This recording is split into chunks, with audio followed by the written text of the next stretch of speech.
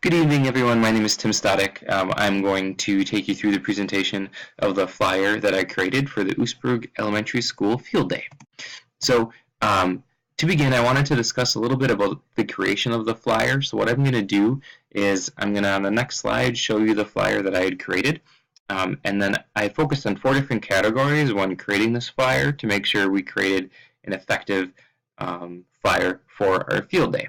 The 4 categories that I referenced are the effects of color, the effects of lines, the effects of balance, and the effects of contrast. So what I'm going to do is I'm going to go to the next slide. I'm going to show you the flyer that's created, and then I'm going to talk through each of these categories in more detail so we can see how they were used and referenced throughout the creation of the flyer.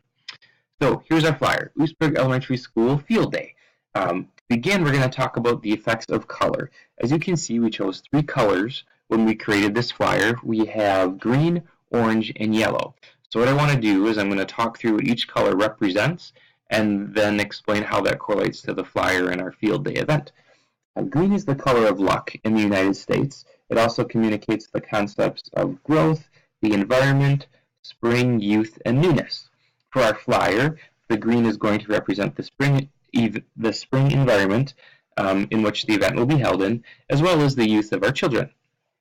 The color orange is related to the fall season, and specifically certain holidays during that time, such as Halloween and Thanksgiving. It is also an energetic color related to vibrancy, energy, warmth, and cheerfulness. For our flyer, orange is representing the energy and cheerfulness of our children. Lastly, yellow is associated with spring, joy, freshness, and the sun. For our flyer, yellow is representing joy and sun for this event. So once again, we have green, which is representing the spring event and the youth of our children. We have orange representing the energy and cheerfulness of our children. And we have yellow, which is representing the joy our children will have and the sun will have while we're taking part in this event outside.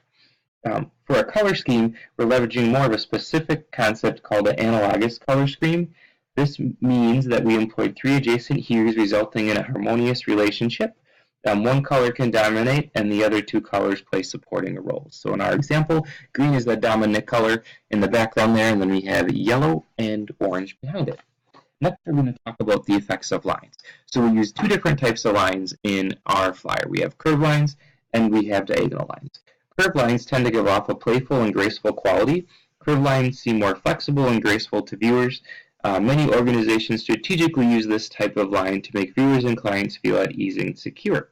So the curved lines you can see are in the center of our flyer there, Oostburg Elementary School Field Day. It's on a slight curve. The letters are primarily rounded.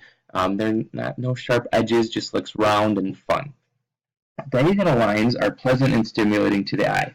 They are often used to help direct the eyes of viewers across visual media. Although these lines can be stimulating, using too many of them has been proven to create a nervous visual tension as well. For example, a company advertising for a spectacular and exciting event may choose this type of line usage. So we use the diagonal lines under games, prizes, food, and fun.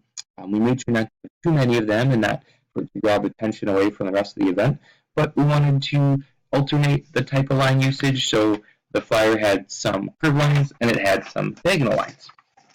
Next, we're going to talk about the effects of balance. And there's 2 parts of balance. There's visual balance and there's a central focal point. Specific to visual balance, the eyes are physiologically attracted to images that leverage balance. Visual balance refers to the positioning of items. There's a center within every visual. When the image is equally populated in each area, this visual is pleasing to the viewer. The center focal point is the most important part of the visual. Viewers will look towards the center of the image at first. Having a balanced image allows for more attention grabbing of the image. So as we can see, Oostburg Elementary School Field Day is in the center. That's our center focal point. And then the rest of the graphics are balanced throughout the flyer. Lastly, we're going to talk about the effects of contrast. Contrast is a sensory element that is used to grab the eye strategically to a strategic visual element. And visual sensory balance is the fact that our senses like to see the content boxes equally referenced to the main large box that the image is centered around. So our main reference point is the Oostburg Elementary School Field Day. We have a picture, the contrast above and below, centered to that center point.